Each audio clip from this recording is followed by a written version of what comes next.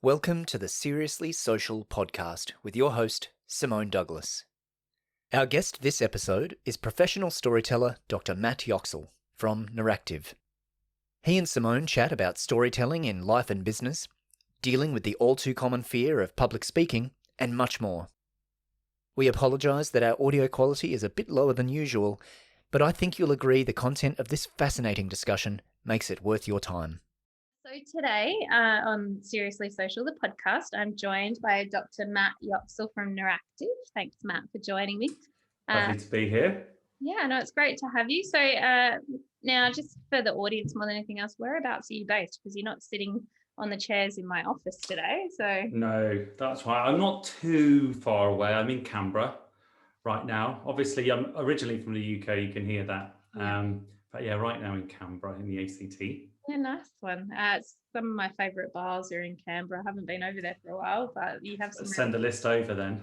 Yeah, we'll do that. So maybe just for the audience to give them a bit of a backstory, can you give us the Cliff Notes version as to how you got here today and what you're all about? Well, I'm a professional storyteller. That's my job. And I trained in theatre in the UK. And I left there about almost 20 years ago. And I've been very fortunate in that I've been able to sort of travel with my work. So I've been all around the world telling stories and working with people to tell their own. And on a visit to Australia, I met my husband who lives here in Canberra, which is why I'm here today. But I'm here with you because my very good old special friend, I actually went to the school prom with her, but that's another story. Harry is based in Adelaide and she's a writer too. So although we separated from our lives in the village when we were about 16 or 17, we've always stayed in touch, but we've both had these kind of careers in writing and storytelling and narrative. So this is a great way to sort of come to be meeting you today. Yeah, no, fantastic. Harry is one of my all-time favorite human beings, so I'm very fond of her.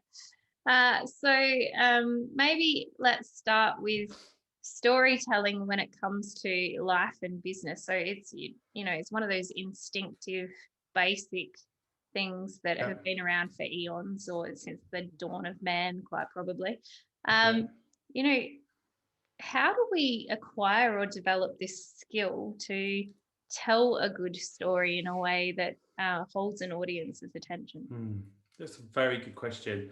I think we're actually hardwired to do it. It's in us. It's in us to play as well, to role play, which is also to sort of act out. Depending on where you come from in the world, I think that, often within the kind of Western context of professionalization, it kind of get knocked out of us.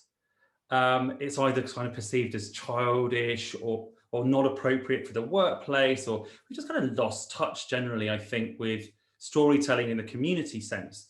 So part of what I've been doing is reintroducing that. I worked for many, many years with NGOs actually, and in development work. And after a PhD where I wrote about that, it's a very good friend of mine who's an actor in the UK. And she said, you should be doing this in the corporate space too. So I think in the last 10 years, there's been a really strong focus on storytelling and narrative in business, how you have an impact, how you have influence, and how kind of things like pathos, how empathy is important in getting people to understand your position, but also to get them on side. So I've been working for a company in the UK, as well as having set up a boutique training company in Singapore called Actin. And that's what we do. We bring storytelling and other theatre-based skills to business. Yeah, well, and there's such critical skills that we don't naturally get taught unless we go out and look for someone like yourself who can probably unpack all of the barriers we've put in the way of being comfortable in our own skin and trusting that whatever we say doesn't mean the sky is going to fall in on our heads. So what would you say to someone who is perhaps terrified of their own shadow, which I used to be a long time ago before I found B&I and things like that. And the idea of standing in front of anyone and telling their story just makes them feel slightly violently ill. Yeah. Well, I would say that, I also had those struggles, shy, nervous, anxious kid. Loved stories, but showing up in front of other people, really tough. And so theatre just helped me do that. I think one of the sort of ways of thinking about it is that don't be afraid to make a mistake. Yeah. And the word that we use for that in theatre is rehearsal. Practice, play, try things out, do it opposite a friend, get an audience, somebody you trust, and just say, hey, I want to just try this out. I want to share this experience, or I want people to understand this aspect about me, or I want to make this kind of pitch. Mm-hmm. Can you just sit with me while I do it, while I try it out? So there are lots of simple things that we can do around how we use our body and our voice. I do a lot of coaching on communication. I would say that you can learn it. It's natural. And for a lot of people, Simone, sometimes they do come in very nervous and a little scared. But if you have a safe space to work with someone on that, it's amazing how quickly you can unleash your inner storyteller. But you just sometimes need a bit of help to do that. And I love doing that with people, and I love hearing other people's stories. So, it's a nice job, really. Well, it's such an amazing gift to be able to give to someone, to empower them to tell their stories. So I think, not just women, but particularly in the current environment where we have a lot of, quite strong female leaders that seem to be stepping to the forefront, who are clearly very unapologetically themselves. And I think that great storytellers hold that kind of a space where they really just look comfortable in their own skin, and are comfortable saying what they think and how they think it, which is, an amazing thing to be able to do. It's not just because I've moved to this side of the world that I have the image of Jacinta Ardern in my head, but she's very good at being vulnerable too, about being honest about what she knows and what she doesn't know, and some of that communicates, it translates in a way that's honest and people trust. So I think the focus on women and women in leadership is so important right now. Certainly in how everybody argues that we kind of equalize the pay gap and things like that. For example, we know that women work as hard as any man does in the job, and often harder sometimes to be heard, because of some of the more traditional or conventional systems of communication that sort of exist. But there are lots of examples of women who brilliantly just sort of cut through that. So working in corporate, some of the programs that I've worked on are for women's leadership programs. I get to show up as the nasty boss sometimes, which is a lot of fun. But it's also, for me, it's women have been my biggest teachers, particularly in terms of theatre and storytelling. My colleagues have mentored and coached me with the work I do now in corporate. My business partner in Singapore is brilliant actress, director and playwright, Stephanie Street. So I think we need to still hold space for different voices. And if you don't have diversity, what we know is you don't get creativity. Yeah, very true. Right. And so that diversity and inclusion work is becoming more and more important, I think, for me too. Yeah, I think too it's evolving. So a couple of weeks ago, maybe a month ago, I was presenting at a International Women's Day event, and we were having the conversation about, I personally think that the narrative has to change, and we have to change the language that we use, particularly as parents around our children, to be less about, a good man or a good woman does this, or a strong man or a strong woman does this, to a good human being does this, that, and the other. Because I have sons, and so I always, have the conversation with them around, what's the kindest thing you did today? Because cultivating kindness instead of cultivating what did you achieve, whose head did you step on, those kinds of things. And it creates a very different space around people just being able to be people. But how do you empower or change that dialogue in corporate, I think? Because in corporate, because we're so gender diversity, cultural diversity, inclusivity, often we get pigeonholed into all of these boxes instead of actually really being included. Yeah. God, you're really asking all the best, I think, and most useful questions around this. So my company is called Naractiv, and narrative is a very powerful element to everyday life, right? It's what shapes the language we use, and like you said, narratives are gendered massively in different ways. And as we kind of start to think more about diversity and inclusion, there's a risk as well there that there's a certain kind of entrenched narrative that's associated with those individual streams of identity, rather than looking at a shared language which is inclusive, like you said, or in borrowing from architecture. There's this focus on universal design, right? How space is kind of adapted and it's inclusive for everybody. I worked on a program recently where I was developing a kind of an approach to supporting people on the autism spectrum to get into employment. And so for their sensory kind of world, I kind of started to learn how much like universal design is really, really important. So space and language, there is this kind of, and theatre is all about that. There's this kind of relationship between space and language. But I think in terms of the storytelling, like when we learn to tell our stories together, so in corporate, if you're looking at how do we tell our story, we start to develop maybe a shared language. And probably if I was being a bit academic about it, I'd call it a collective competency. Oh, I like We it. talk a lot about skilling up all the time, like you said, all those building blocks, that really kind of masculine, that there's the builder, right? And the action is all there. It's about increases and progress and improvement and individual competencies. But if we think in a more circular way, which is more inclusive, and we have a collective competency, then maybe we can work together to find a shared language where we just kind of know how to talk to one another. Yeah. Based on who's there in front of us, because probably we're being more ourselves. But we kind of have to, I think you're right, we have to strip away and we have to tug out some of the threads of the past that sort of conventionally they can hold us back, and they can certainly, minorities, they can hold us back. But I also don't want to get bogged down in that either. Because you're here, I'm here, we're already in this space together doing our thing. Yeah, exactly. As a woman, as a gay man, I mean, it's like, we've found a way to, bring that communication to our work. Yeah.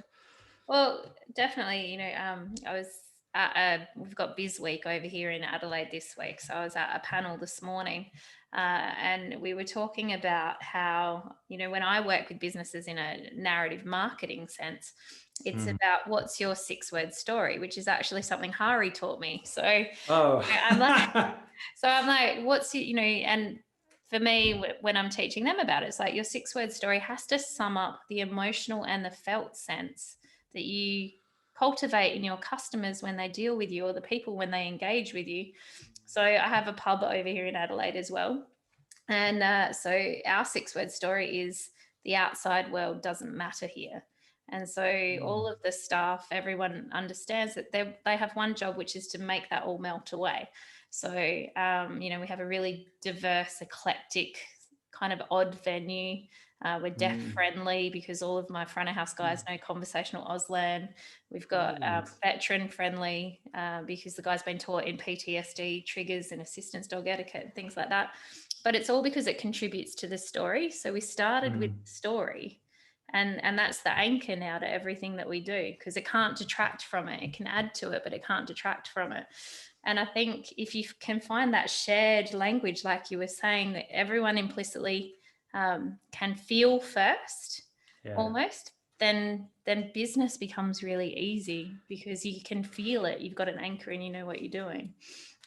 Yeah, I think that's right. You start with a story, and that starts to shape the way the space is around you. And that's like then how we act, or the culture of where we are. And my husband is in business, and he was talking about the market, and we joke and we fight a little bit about it, because I'm like, I don't really go to market or sell my work or myself. I like to meet people, and I like to decide, do you want to work with me? because I would really like to work with you. And when we have that kind of sense of one another, that there's relationship, Yeah. then you can collaborate. So I think this is the kind of the way forward. And I think that it's a slightly kind of thinking about like corporate social responsibility was a good starting point with some of that process. Moving on to diversity and inclusion is another step. But I'm also now getting to the point, Simone, where I want to go into corporate and all spaces, but corporate particularly. And I want to talk about participation, Yeah. because that's at the heart of collaboration. And that's not just a sort of a political position or something that I picked up doing sort of NGO and development work in Southeast Asia for 20 years, because that's what I did do that. Yeah. So that's what but bringing that to really sort of challenging environments on women's protection programs, on gender-based violence programs, and children's protection programs too. And just, I learned a lot there from people I work with about how to keep a sense of humor, but also how to sort of stay open to a new idea under difficult circumstances and duress. So I don't think it's, I don't think it's impossible for like a corporate space to kind of change the way people relate to one another. You just gotta have a bit of time together Yeah. to get the ball rolling. It doesn't have to be, it doesn't have to be a wrench. No. It doesn't have to be therapy either. And just be, you know what I mean? Because there's this thing about the, about how making sure everyone's okay all the time. And it's like, well, there's a risk that you also stop just being able to have difficult conversations with people or be honest and open. So yeah, I think this is, it's again something I want with the company. I want to be able to cultivate, but yeah, I kind of obviously I think our ideas about that line up quite nicely. Yeah, they really do. And I think it's a good spot to kind of wrap up on, which is, I'm of the opinion that there is a new, well, it's not new, but it's an emerging way of doing business that is becoming far more popular, which is, that human first, emotional connection first, relationship first way of doing business, which cultivates that, good outcome for everybody. Where there's still space for people to have difficult days and bad days and hard conversations. But because it's the human first and the relationship first, you can navigate all of those things. Yeah. And we understand that that's ordinary. Yeah. Right. This doesn't have to be a hard work, this journey. And I think, the way if we go in through that lens of story, it's also fun. Yeah. And it's fast. It doesn't have to take a very, very long time. So we just, we need to not be afraid of the idea of change, because normally it's actually doing it. It doesn't necessarily need to be hard. Well, and I think too, story, you're right, story speeds things up, because story enables everybody to understand on multiple levels. Right. Straight away. So if they pick something up in an emotional context, they will, subconsciously invest in that, because their emotional body will lead them to that. Then their brain will connect the dots for them, and they'll take the story that they've been told or shared with, and then they'll take it to the next level, because that's what human beings do. Absolutely. I think spot on. Nailing that one. I have to borrow that. I'll go back to this recording. But I think that's it. It's all in us. Yeah. We've just got to reconnect with it and trust. Yeah. And we do that through connecting with one another. When we establish relationship, it's based on that common understanding, that shared narrative. Well, there's nothing we can't do, right? We can go wherever we want with this. Very true. Yeah. I think that's a lovely spot to end, Matt. Thanks so much for joining me. Really lovely to see you. Thanks, Simone. You too. Now, if you want to connect with Matt, you'll find all of his social media links in the comments where we post this all over the interwebs. He's definitely someone that's worth having a virtual cup of coffee with to see if you would enjoy working with him. And I certainly enjoyed the chat. So you have a great day. Yeah, I'll see you soon. Thanks very much, Simone. See you. Bye. Take care. Bye-bye. We hope you enjoyed this episode of Seriously Social. Check our website for the latest news, show notes, and for details of Simone's latest book, Confident Networker. Explore the About tab at socialmediaaok.com.au.